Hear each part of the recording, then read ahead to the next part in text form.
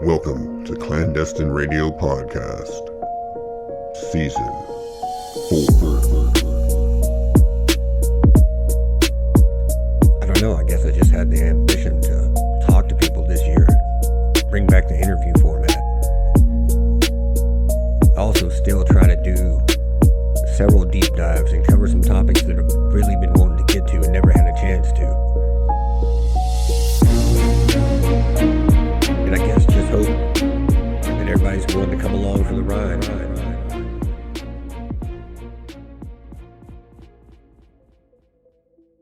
Good evening, curious minds out there across the world.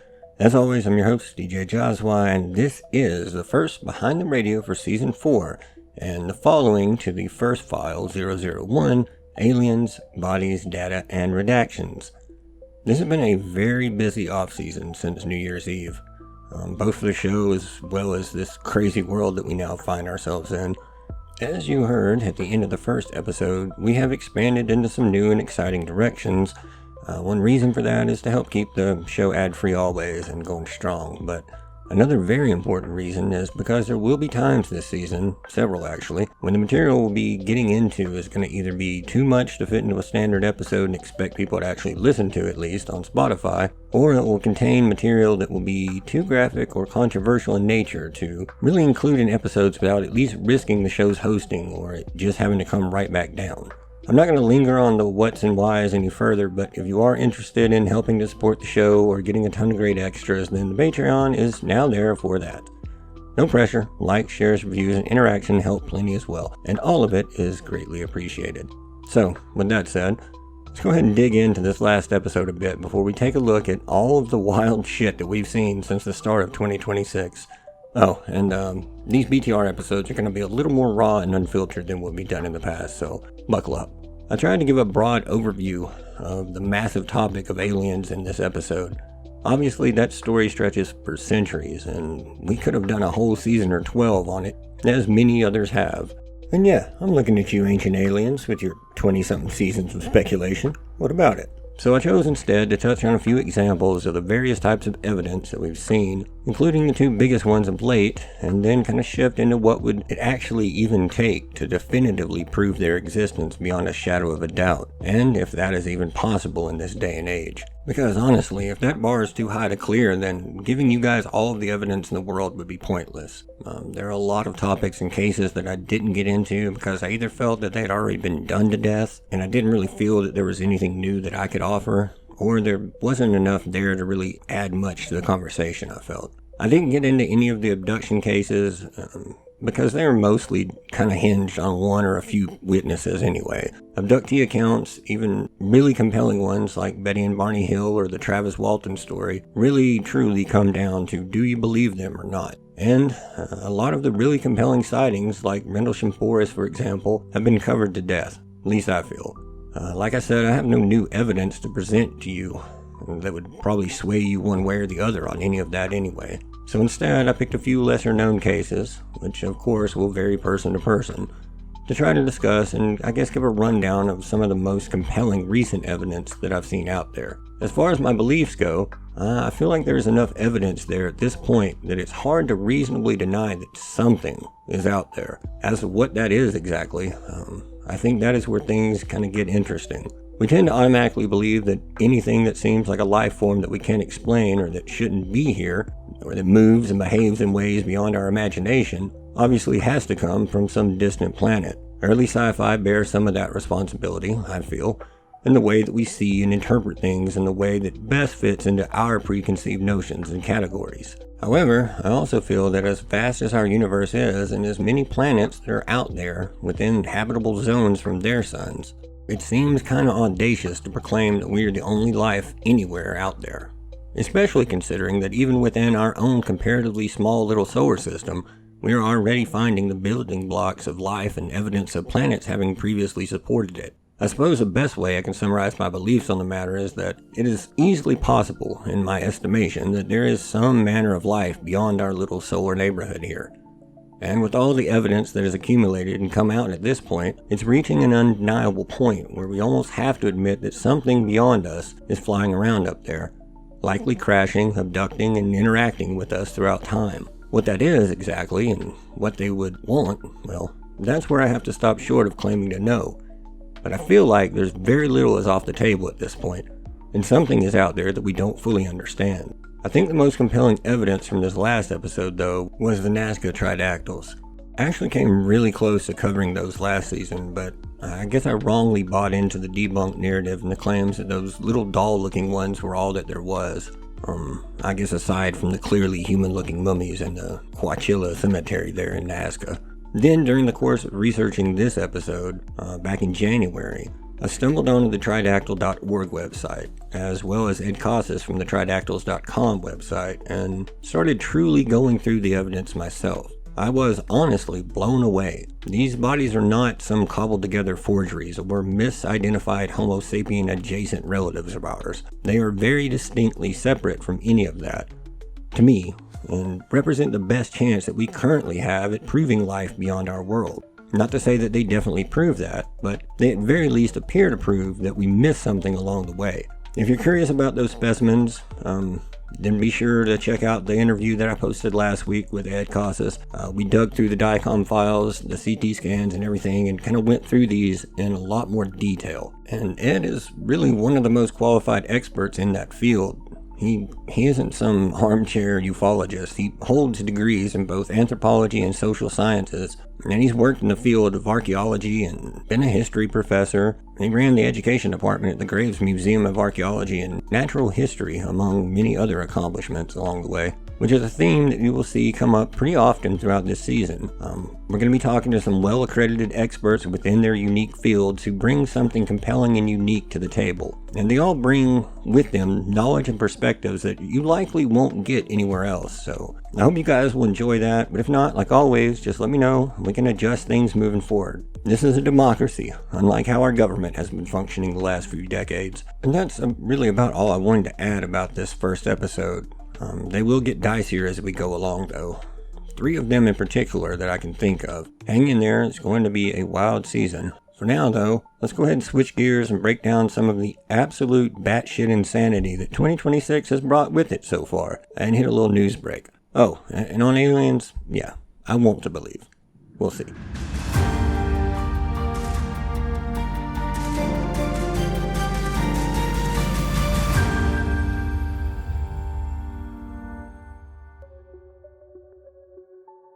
Tonight's lead story, Charlie Kirk. While this story technically happened last year, I've largely avoided bringing it up because I felt, as I honestly still kind of feel in a lot of ways, that I didn't have enough evidence to go on to be able to add much to that conversation. And I really didn't want to just be out there to add to the cacophony of voices that are pointing fingers in every direction, it seems. But I feel like to give you guys a rundown of the news and my thoughts on it for the year so far. And since I never addressed it last year, I felt like this would be as good a place to start as any. Naturally, I, like most of you, I'm sure, have had suspicions about the official narrative since the day that it was sold to us. And not just the gut reaction suspicion of a cover-up that comes along with modern assassinations, or even the odd coincidences that paralleled those of JFK, RFK, MLK, and the like. But something deeper, an unshakable feeling that what we're seeing and being told just felt performative, plastic, hollow. It felt like we were being manipulated, like watching the systemic rewriting of history playing out in real time. I don't feel that I need to recap the entire story for you all. I'm quite certain that there has been no way to avoid knowing at least the official story up to here. I also feel that, knowing my audience, many of you out there have no doubt dug into this for details for yourself, or at very least seen others like Candace Owens or Baron Coleman or Ian Carroll for that matter digging into it for you.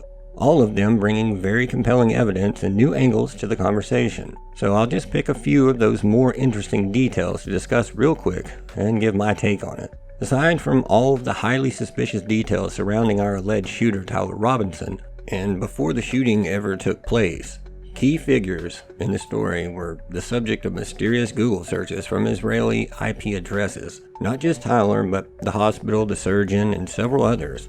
All the way up to the trial judges, both Robert Lunin and Tony Graff, who replaced Lunin, were both searched on the 15th of May and the 26th of July, respectively, well before the assassination ever took place.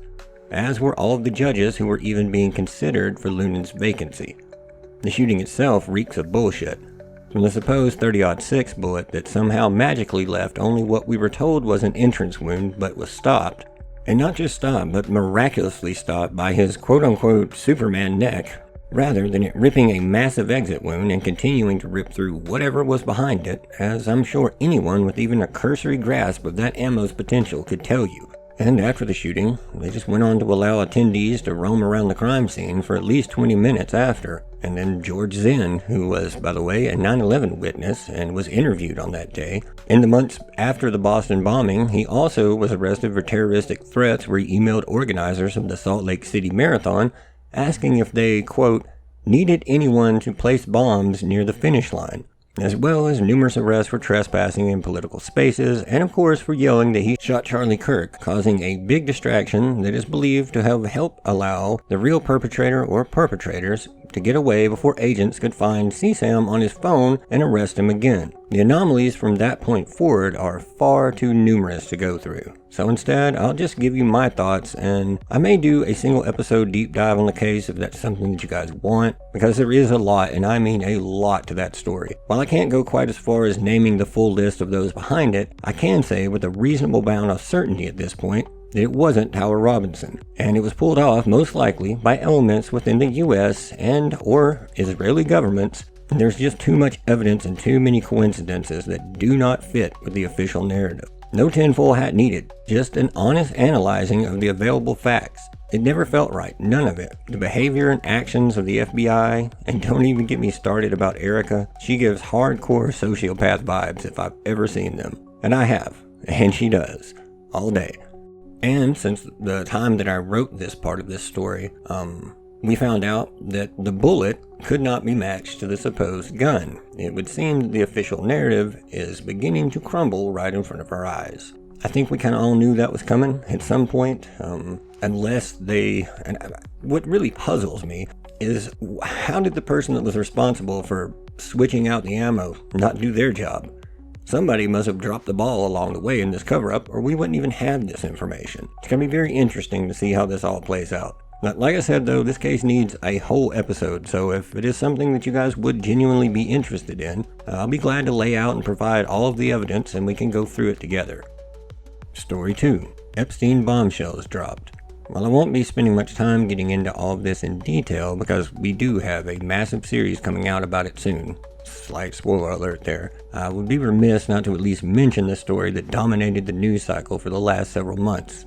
Or at least until Operation Epic Distraction kicked off, but we'll get into that story in a minute. One big takeaway, which I mentioned before the file release back on the final episode of the Franklin series actually, was that Leslie Wexner of the Mega Group was an instrumental part of his financing and overall operations. He was, however, not his only client, as the DOJ would have you believe. Perhaps more consequential is the vast network of important and notable people as well as financial, government, academics, legal, royal, socialites, and intel/military connections that Epstein had managed to draw into his sphere of influence.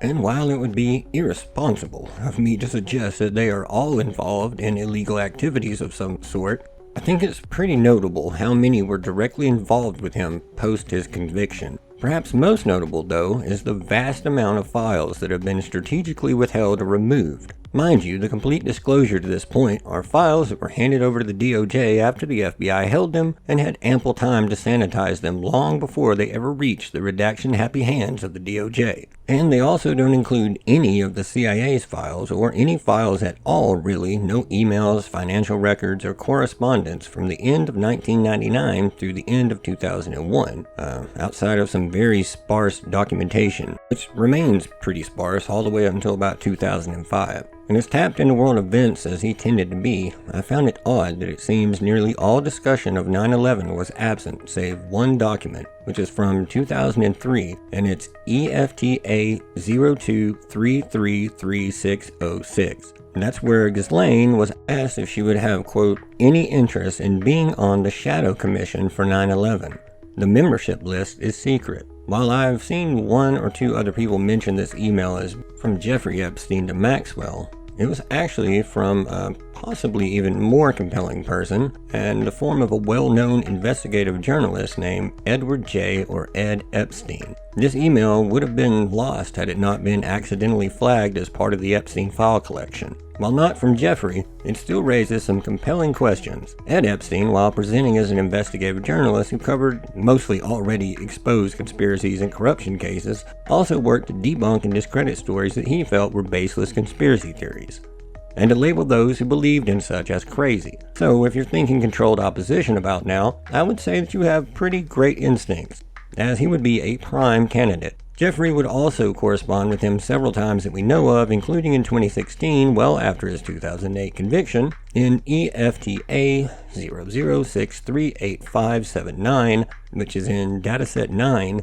where Jeffrey compliments his work on debunking quote-unquote conspiracy theories and asks, quote, "Could I contact you to write the true story of my ordeal? This would be guaranteed income, though. I would own it. Please note." And this was followed by a standard confidentiality/attorney-client privilege disclaimer. Ed would respond a few hours later saying simply, quote, "Let's discuss it. I've done some digging into Ed over the last week or so, and I've come to learn a few things.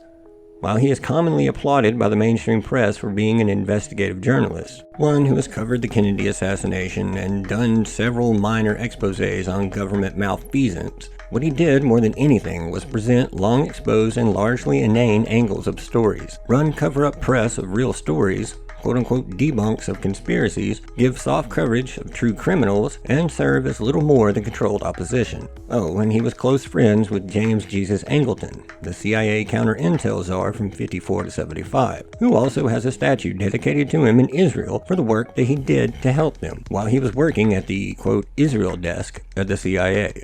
This guy has a very long and scandalous career that I would encourage everyone to become familiar with if you aren't already. Seymour Hersh, a real investigative journalist, published a story in the New York Times in December of '74 that exposed the domestic counterintelligence activities of Angleton. He was also integral in the plot to kill JFK, though his full extent of involvement remains classified. Getting back to his buddy Ed Epstein, knowing all of this, I found it very interesting that he was attempting to recruit, of all people, Ghislaine Maxwell, and with all of her Israeli intel connections through her father, for some secretive shadow commission on 9/11. There is so much more that I've uncovered though, so much more. But we will get there soon enough, I promise. And now for our top story tonight. And we've got a lot to get through here, so I recommend getting somewhere comfortable, if you can, maybe pour a drink, preferably a strong one, and get ready for this one. Naturally, this story revolves around Operation Epic Fuck Up, or Epstein Fury, whatever you want to call it. For those who don't follow my personal Facebook page at DJ Joswa, then I really don't know what you're doing with your time. I mean, come on. You should totally be doing that. But seriously, I'll go ahead and give you a quick catch-up on what I've been reporting on over there. On January 27th, I wrote an update to a post that I originally made in December regarding the protest in Iran and how they all reeked of CIA/Mossad regime change efforts. I discussed how the rhetoric had shifted from just cheering on the protests to progressively more open threats of war and calling for regime change, and then into blatant statements of assisting in a coup, like how the Mossad account on X had written in Farsi to the protesters to, quote, "Go out together into the streets," and adding, "We are with you, not only from a distance or in words, we are also with you on the ground." Former Secretary of State Mike Pompeo also commented on X saying, quote, "Happy New Year to every Iranian in the streets, also to every Mossad agent walking beside them." It seemed that the usual wall of denial had quickly given way to saying the quiet part out loud, and served as a blatant, rare example of intel agencies openly admitting involvement in a coup attempt. Was it even any surprise, though, given just how much this whole thing reeked of color revolution-esque fomented unrest by intel agencies? I broke down all the angles of how this was long in the works and precisely how and why this would lead to war with Iran. And if you're curious, you can go scroll my page back down to January 27th at least, if you want to read all about that though. I also went on to continue this series with updates throughout the lead up, start of the war, and through to my last update about a week ago. And my stance the entire time has been the same. That being that this is a senseless war built on lies, and it only serves to benefit Israel's regional dominance and assist in their expansion as wet dreams of the greater Israel project. The cause for it, however, would be paid largely by the U.S. taxpayer, who are already being pulled down by the vast debt that the U.S. racked up fighting the last disastrous war on behalf of Israel and faulty Israeli intelligence that kept us in the Middle East for over 2 decades, and stuck us with over $8 trillion in debt and cost countless lives. You know what? It's not countless, because all of them count, and it cost us approximately 18,571 active service members, some that I knew well, a few that I served with, and cost thousands more to sustain life-altering injuries, PTSD, and then thousands more who died from suicide, largely because of what they had to see and do while over there. Which is one of many reasons that I've been a staunch critic of U.S. involvement in this or any other wars of aggression in the Middle East. Which, make no mistake, this absolutely is, and there was no good reason for us to be involved to begin with. Trump himself has even vacillated back and forth and seemingly can't give one single good reason for it. The reasons he has given that seem closest to the truth is that Epstein buddy Howard Ludnick, that's it, and professional nut cleaner Jared Kushner both advised him that he had to in order to prevent Iran attacking the U.S. And because he knew Israel was going to attack with or without us, and that would pull us in anyway, or just leave us as targets.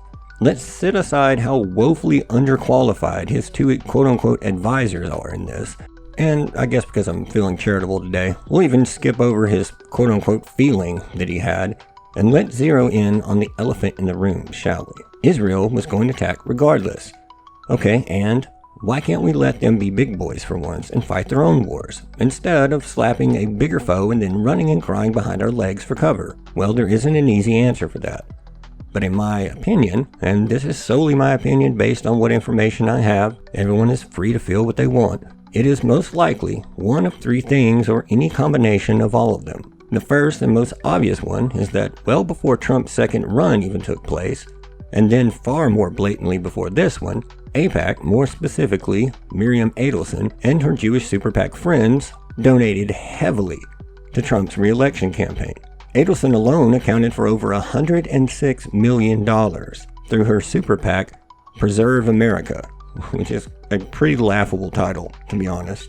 If you want to really save America or preserve it in any way, I think the first step would be kicking foreign money lobbies out of our government.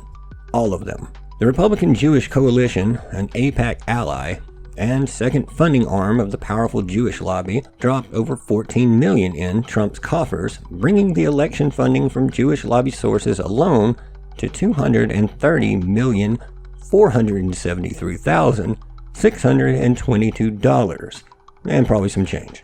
They would then use the leverage their funding afforded them to surround Trump almost exclusively with pro-Israel or straight-up Zionist in his cabinet positions.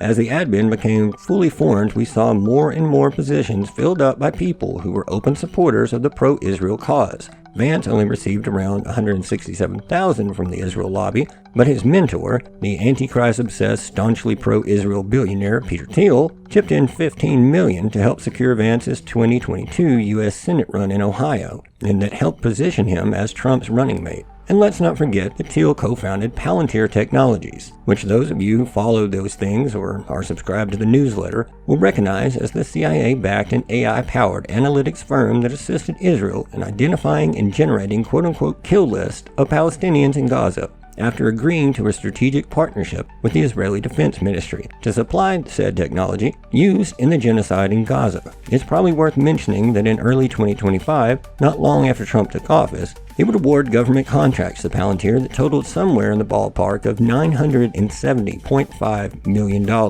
A contract to ICE worth $30 million to build a, quote, immigration lifestyle operating system to ID and track targets for immigration arrest. Perhaps most troubling and less discussed is the fact that he handed over the keys to the domestic surveillance state to Palantir around that same time, along with its AI-driven surveillance and enforcement systems like Gotham, which collects and assesses vast amounts of data from across multiple agencies and then compiles it into actionable data to assist military, intelligence agencies, and police departments with crime analysis and predictive policing. I doubt I have to tell any of you what a draconian tool this is, or how concerning its use is regarding violations of civil liberties, complete destruction of any remaining semblance of privacy rights that we may or may not have, or how dangerous the potential for AI bias is when used in this type of system. I dug into this more in one of the previous newsletters, which are all available at the Clandestine HQ. Link in the description, it's totally free. You can just go to the previously on Clandestine Radio newsletter and pull those up if you feel like it. And if you don't, that's cool too. I'm not your dad, I can't tell you what to do. But back to the Zionist control of Trump admin, and why this war even happened though. It isn't just Trump and Vance that were backed. The Secretary of Defense, Pete Hegseth, who also pushed strongly for this war, is a fanatical Christian Zionist, to put it nicely, which is, honestly, that's kind of an oxymoron for a number of reasons, but that's another story. And pro-Israel war hawk, who has been pushing for this before ever being tapped for this position. A position he is, for the record, astonishingly underqualified for, in which he receives the fewest confirmation votes confirming any defense secretary in U.S. history, with Vance actually having to step in to break the tie. He's been a staunch supporter of Israel and called for them to, quote, finish Gaza by saying, quote, there's no doubt that this is a fight Israel needs to finish, while blasting the media for supporting a two-state solution. Then there's Marco Rubio, an Adelson protege who was personally groomed for office by the late Shelton Adelson, Miriam's deceased husband, and was suggested to Trump by Miriam herself. And Rubio has personally received over $1 million from AIPAC. Kristi Noem was his DHS sec, and passed a bill in her home state of South Dakota that conflated criticism of the state of Israel with anti-Semitism, and has supported the Israel lobby's efforts for censorship of free speech. Side note, she also killed her 14-month-old wire-haired retriever named Cricket because she deemed it to be, quote, untrainable. So I think that it's fair to add that to the list of reasons that I say, pardon my French, fuck Kristi Noem. The list of these goes on, including Howard Nutlick as Commerce Secretary and Jared Kushner was Senior Advisor, in a role that seems to only be based on the qualification that he is smashing Trump's daughter, both of whom are strong supporters of pro-Israel causes. All of this influence peddling could equal one reason that Trump seems to give Bibi whatever the hell he wants. Another possible angle is that if Epstein was, as I very strongly believe and have evidence to support, working on behalf or in concert with Israeli intelligence, then there is a very high likelihood that they are in possession of the full extent of blackmail. Not only on Trump, but his quote-unquote friends that he mentioned to multiple people would be embarrassed if the files came out in full. You don't have to believe that there is damning evidence on Trump that he seems to be protecting, to know that he is clearly, at best, connected closely with others who would be at risk of being exposed if the blackmail ever came out. I have to stop just short of saying that Trump definitely is being controlled by blackmail, but it would certainly help to explain some things, and it absolutely could be a possible reason for him seeming so subservient to Bibi. The final and perhaps most important reason that the U.S., regardless of president, always goes above and beyond to protect Israel comes down to one very frightening point of leverage. Israel's first leader, David Ben-Gurion, initiated Israel's secret nuclear program in the mid to late 50s and established their nuclear complex at Dimona. In 57, the French and Israel negotiated a secret nuclear agreement that led to the creation of the complex. While on the surface it was sold as a nuclear reactor for strictly peaceful purposes, beneath it hid a 6-story reprocessing facility that provided the capability to produce weapons-grade plutonium while remaining concealed. This previously classified, secretive deal between them and France provided Israel with the French-designed reprocessing plant that got the project underway. By December 8th of 1960, U.S. intel services were aware that, quote, Israelis engaged in the construction of a nuclear reactor complex in the Negev near Beersheba, end quote. A statement that appeared in the first special national intelligence estimate about Dimona that was issued by the CIA. They would also note, quote, a number of interpretations of the function of this complex are possible, including research, plutonium production, nuclear power generation, or combinations thereof, and went on to suggest, quote, on the basis of all available evidence, plutonium production for weapons is at least one major purpose of this effort. Kennedy was strongly opposed to Israel obtaining nuclear weapons, and after heated back and forth with Ben-Gurion, he would finally get him to agree to allow an inspection of the facility on May 18th of 1961. Before the arrival of the inspection team, Dimona personnel invested weeks into making the deception believable, including concealment of the underground plant and camouflaging of other components at the facility in order to give a credible, but false, picture of the reactor and its use. In 1963, Kennedy forced Israel to allow regular inspections after a January national intelligence estimate hit Kennedy's desk that again highlighted the weapons potential of the Dimona facility. To Ben-Gurion, Dimona represented his existential insurance policy against a growing Arab Federation push to liberate occupied Palestine. The two world leaders would have heated exchanges through spring of '63, where Kennedy would remain steadfast and determined to prevent an Israeli nuclear program. Then came the line in the sand moment, so to speak. Kennedy would say something that no following U.S. president would ever dare to say. If the U.S. government could not obtain reliable information on the state of the Dimona project, Washington's commitment to and support of Israel could be seriously jeopardized. Ben-Gurion wouldn't actually receive this letter, though, because that same day he would stun his country and the world when he suddenly resigned. Levi Eshkol would succeed Ben-Gurion as PM, and he would receive a 3-page letter from Kennedy that was virtually the same as the previous one. Many of Eshkol's advisors saw that letter as an ultimatum and a direct threat. On the 18th of August, Eshkol would respond, which was a very vague at best letter, but would reluctantly concede to the U.S. inspections of Dimona, but he stopped short of agreeing on an early visit and avoided agreeing to biannual inspections altogether, as Kennedy had wanted. The first inspection would be postponed to January of '64 due to Kennedy being assassinated. LBJ would begin to soften on the U.S. stance, and Nixon would later end the inspections entirely. In 1965, the Apollo affair would take place, where Materials and Equipment Corps, or NUMEC, headed by Zalman Shapiro, longtime Zionist with numerous business interests and contacts among top Israeli officials, would, quote, lose 206 pounds of highly enriched uranium. Long story short, Rafi Eitan, an Israeli spy, see my series on the octopus for more on him, made a visit to NUMEC plant right before this material went missing. Then, between 74 and 76, an additional 198 pounds would once again mysteriously go missing. There's so much more to this story that I can really get into here, but what this is all leading to and why it matters in regards to the U.S.-Israel foreign policy is pretty well covered in Seymour Hersh's 1991 book, The Samson Option, which refers to the Israeli nuclear strategy where Israel will launch a massive nuclear retaliatory strike should it ever feel jeopardized or overrun, that would destroy government capitals and major civilization centers around the world. The title is, of course, in reference to the biblical figure Samson, who was said to have pushed apart the pillars of a Philistine temple, bringing the roof down, which killed him and thousands of Philistines who had gathered to see him humiliated. This threat has no doubt shaped U.S. policy and could very likely be at least one major component in why we seem to protect Israel, often against our own self-interest, at all cost. While, in truth, there's no real way to know for certain what was the full reasoning for launching this regime change effort, what I feel I can say beyond a shadow of a doubt is that it wasn't rooted in some misguided notion or fabricated intelligence that Iran possessed the capability for having a nuclear weapon in any remotely short time frame. While Bibi has paraded that fear-mongering idea out for decades any time that he gets back to his expansionist efforts, and wants the U.S. to do the dirty work, of course, it has never been substantiated. Even if it was, and even if they truly were close prior to the 12-Day War and Operation Midnight Hammer, which kind of sounds like a porno, but okay, were we not explicitly assured that their capabilities were obliterated and buried under that mountain of rubble? Building something like that back takes years, decades even. Yet magically it was supposedly already a threat again, less than a year later. I don't think any rational person believes that. And judging from the clear and widespread nonpartisan opposition to this war among the U.S. public, it would seem that the majority of citizens feel the same way, even despite the constant propaganda and warmongering present ad nauseum on legacy media. I feel this will inevitably go down as yet another major misstep of Trump's second term. If I tried to cover everything about this story, or really even half of it, this would probably be an hour and a half to a 2-hour BTR.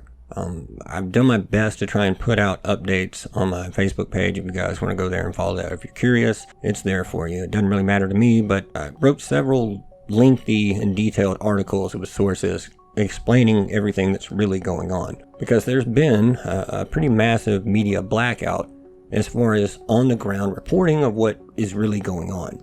What mostly everyone is getting is a highly propagandized, very biased take on it that's been sanitized and officially approved for release. So if you really want to know what's going on there, you need to talk to people in that region, or at least you need to look towards media that originates from there and not what we get here in the States. But I've given you my thoughts on the story. I would really love to hear yours. Our audience has doubled somehow between seasons, and however that happened, I'm extremely grateful. Still though, despite my regular solicitation and constant replies to them, it's like pulling teeth to get any comments out of folks, at least on the Spotify page. I genuinely do care what all of you guys think, and it's an easy and totally free way to help the show a little if you want. So if you can, take a sec and give me your perspective on this, or any other story that we've covered. I would love to hear from you guys. Before I go, here's a quick rundown on my honest thoughts about everything that we've discussed tonight.